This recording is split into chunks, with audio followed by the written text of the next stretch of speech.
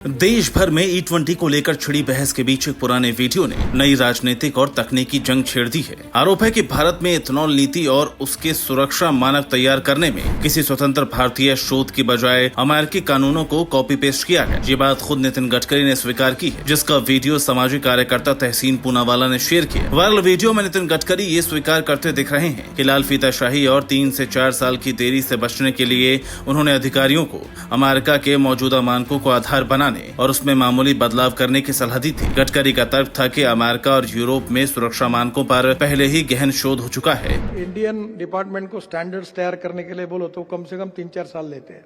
मैं थक गया, इथेनॉल के स्टैंडर्ड्स तैयार करने थे। एक दिन मैंने कहा भाई साहब आपका ज्ञान आपके पास रखो, अमेरिका के लाओ को आप ऊपर का हेडिंग काट दो, नीचे में लिख दो, ठप्पा मारो, सही करो और डिक्लेयर कर दो। कहाँ समय गवाते हो? भाई अमेरिका तो हमसे तो अच्छी होंगी, यूरोप तो हमारे से भी अच्छे होंगे, वो भी सेफ्टी का कुछ तो विचार करते होंगे ना हमसे ज्यादा। तो तुम काहे के लिए इतना अध्ययन कर रहे हो और 5 साल तुम्हारे अध्ययन में समय खराब कर रहे हो? मेरे को 5 साल मंत्री हूँ, 5 साल में तो मुझे पूरा काम पूरे करना है। तुम 5 साल में स्टैंडर्ड करने के लिए लगाओगे तो कब होगा ये? अब सब हो गए स्टैंडर्ड्स, 100% इथेनॉल के हो गए, इलेक्ट्रिक के हो गए, हाइड्रोजन के भी तैयार हो गए।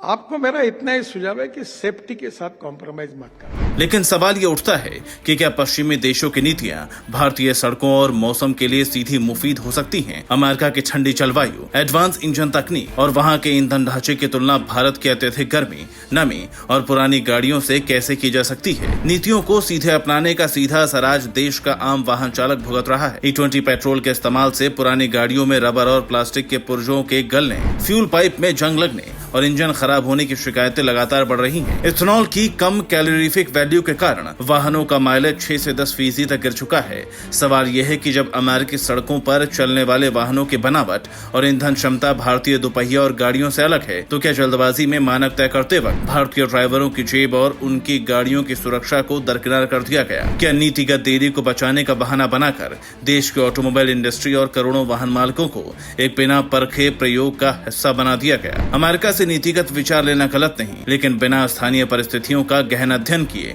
उसे लागू कर देना गंभीर सवाल खड़े करता है। अब जब इस कॉपी पेस्ट नीति पर इस्तीफे तक की मांग उठ रही है, तो सरकार को ये स्पष्ट करना होगा कि क्या E20 नीति भारत की जरूरतों के हिसाब से बनी है या महज कागजी रफ्तार हासिल करने का एक नतीजा है।